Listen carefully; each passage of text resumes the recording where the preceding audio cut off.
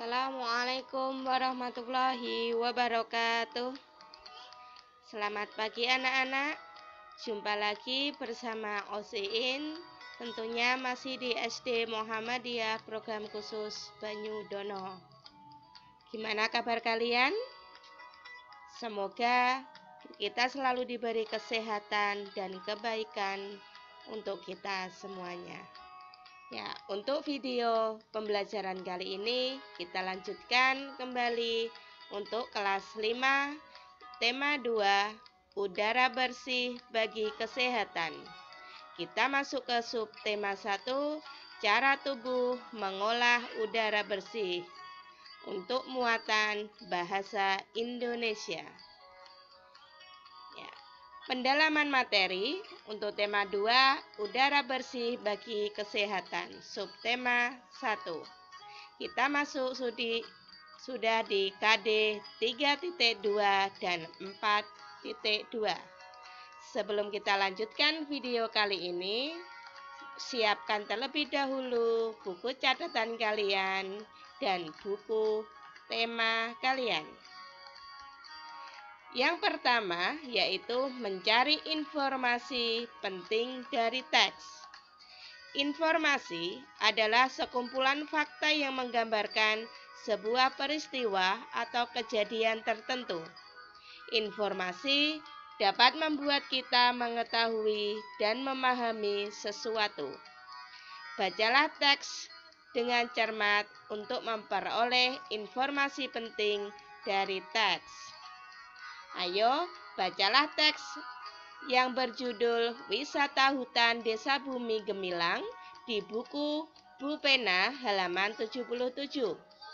Temukan informasi-informasi penting dari teks tersebut. Silahkan kalian baca terlebih dahulu. Setelah kalian membaca selesai, silahkan lanjutkan videonya. Selanjutnya, kita akan belajar yaitu menjawab pertanyaan dan mengolah informasi dari teks.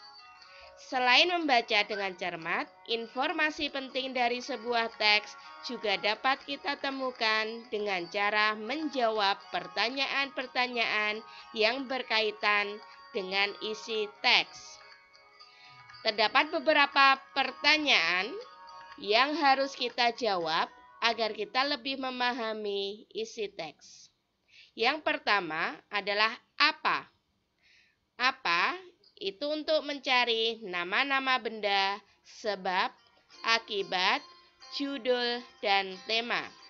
Yang kedua adalah di mana? Itu untuk menentukan tempat atau latar. Yang ketiga adalah kata tanya kapan. Itu digunakan untuk waktu kejadian suatu peristiwa. Yang keempat, siapa? Untuk menentukan tokoh utama dan tokoh pendukung. Selanjutnya, kata tanya yang kelima yaitu mengapa. Itu digunakan untuk alasan suatu masalah dalam teks. Dan yang terakhir adalah bagaimana. Digunakan untuk cara membuat proses urutan, pendapat, atau sikap. Ya, setelah kalian membaca teks yang berjudul Wisata Hutan Desa Bumi Gemilang, kalian bisa mengetahui informasi penting dalam bacaan tersebut dengan menjawab pertanyaan-pertanyaan. Contohnya, informasi dalam berupa pertanyaan yang pertama, apa yang diusulkan untuk dibuat di Desa Bumi Gemilang? Yang kedua, siapa yang mengusulkan dibuatnya hutan wisata? Yang ketiga, mengapa para pemuda mengusulkan dibuat hutan wisata? Dan yang terakhir, bagaimana cara Danar, salah seorang pemuda, memperkenalkan hutan wisata di Desa Bumi Gemilang kepada masyarakat luar? Ya, itu salah satu contoh untuk membuat pertanyaan yang berdasarkan teks sebagai informasi penting.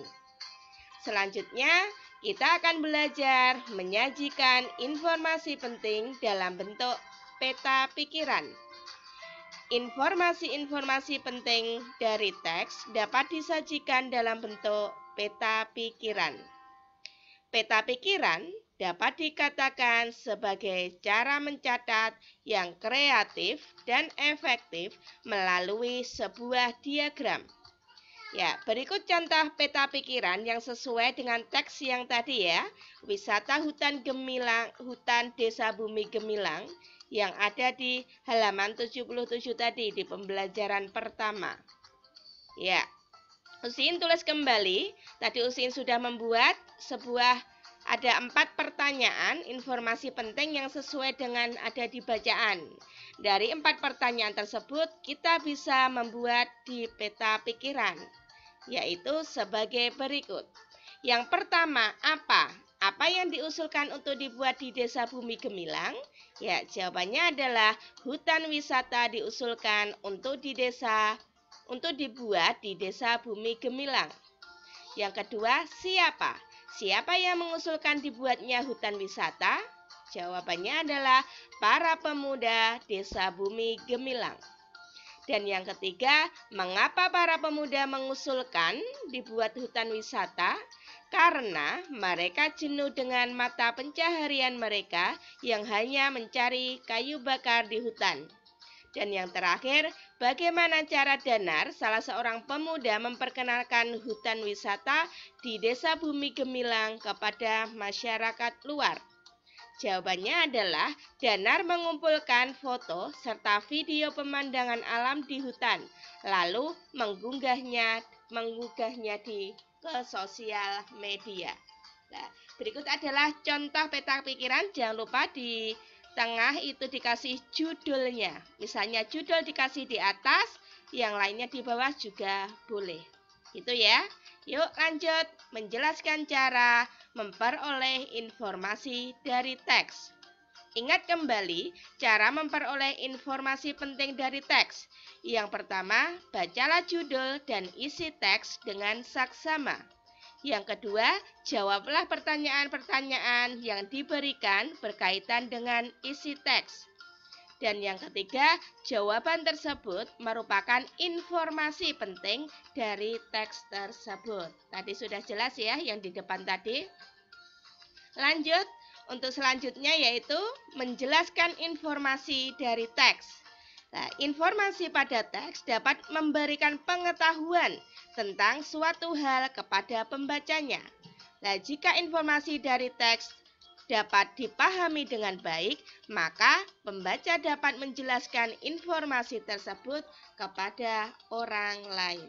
Ya, yuk ingat kembali, informasi-informasi penting dari teks dapat ditentukan dengan cara membaca cermat atau menjawab pertanyaan-pertanyaan yang diberikan. Next, terakhir, kita akan belajar mengidentifikasi informasi dari teks. Secara lisan, informasi dari teks dapat kita kemukakan dalam sebuah diskusi. Diskusi bertujuan untuk mendapatkan pemahaman yang lebih baik tentang suatu masalah yang ada pada teks. Ya, lihat sekarang tugas kalian untuk di rumah bisa didiskusikan dengan teman kalian atau dengan ayah dan bunda kalian, yaitu tugas keterampilan kinerja praktek. Yaitu, ayo bacalah sebuah teks dari koran, majalah, atau internet. Jangan lupa mintalah bimbingan orang tuamu saat menggunakan internet. Kemudian yang ketiga, temukan informasi-informasi penting dari teks tersebut. Kemudian terakhir, tulislah dalam bentuk peta pikiran. Ya, petunjuk mengerjakannya. Kalian cari sebuah teks boleh dari koran, majalah, atau internet. Temanya bebas. Ambil sebuah teks. Bisa teks itu hanya paragrafnya hanya 1, boleh 2, terserah bebas. Kemudian dari teks tersebut jika kalian sudah menemukan atau jika di internet bisa kalian print, gunting teks tersebut, kemudian tempel di kertas karton.